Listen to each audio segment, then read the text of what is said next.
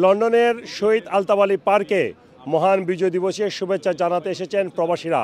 এখানে মূলত আমরা দেখতে পাচ্ছি বিএনপি এবং এর অঙ্গ ও সহযোগী সংগঠনের নেতাকর্মীরা এই বিজয় দিবসে শহীদদের শুভেচ্ছা জানাতে এসেছেন।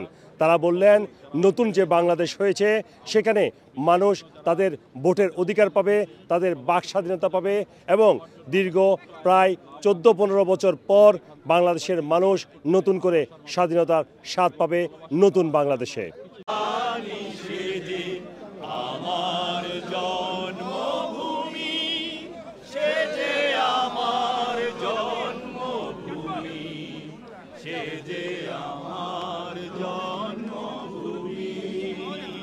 আজকে আমরা এই শহীদ মিনার এককভাবে বিএনপি তার অঙ্গ সংগঠনের নেতৃত্বে এবং তাদের দখলে আমরা সবাইকে, প্রবাসী সবাইকে ধন্যবাদ, কৃতজ্ঞতা এবং তারেক রহমানের শুভেচ্ছা, বেগম খালেদা জিয়ার শুভেচ্ছা প্রবাসীদের জন্য।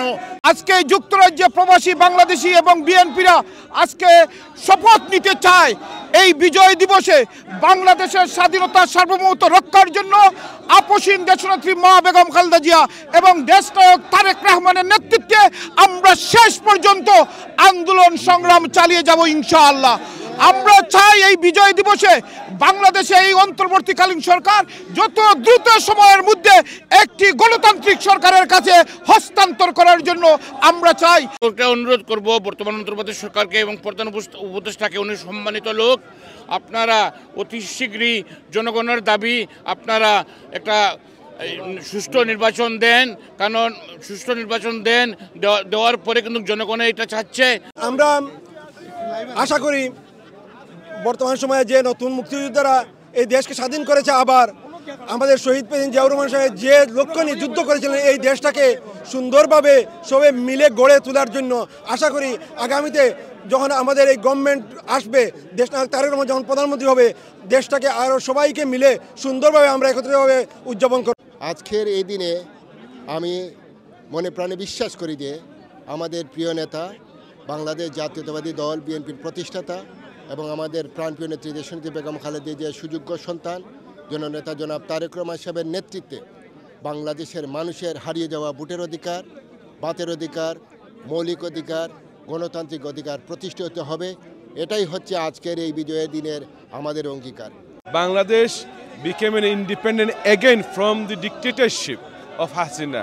আমরা আজকের দিনে যে গণতন্ত্রের জন্য প্রত্যাশিত, আমরা গণতন্ত্র ভবিষ্যতে ভোটের অধিকার, বাদের অধিকার, ন্যায় বিচারের অধিকার স্টাবলিশ হবে, এই প্রত্যাশা আগামী দিনে ইনশাআল্লাহ।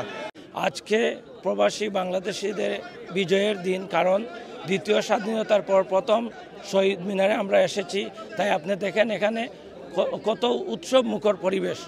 বিজয়ের এই প্রহরে আমরা প্রত্যাশা করি এই বৈষম্য বিরোধী যে আন্দোলন, সেই আন্দোলনের যে মূল কারিকাঠি একটা গণতান্ত্রিক নির্বাচন এবং সেই নির্বাচনের মাধ্যমে তারেক রহমান এবং বিএনপি ঘোষিত 31 দফা বাস্তবায়নের লক্ষ্যে আমরা একটি গণতান্ত্রিক নির্বাচন চিরেই দাবি করছি। আমি আশা করি আগামী দিনেও বাংলাদেশের মানুষ এই রকম যাতে কোনো ধরনের স্বৈরাচার যাতে বাংলাদেশে আর জন্ম না দিতে পারে সেই দিকে সবাই সচেষ্ট থাকবে। বিজয় দিবস উপলক্ষে আমরা এখানে আসছি ফুল দেওয়ার জন্য। আমার স্বাধীনতার ঘোষক জিয়াউর রহমান যদি ঘোষণা দিত তাহলে হয়তো বা আমরা এই স্বাধীন দেশ পেতাম না।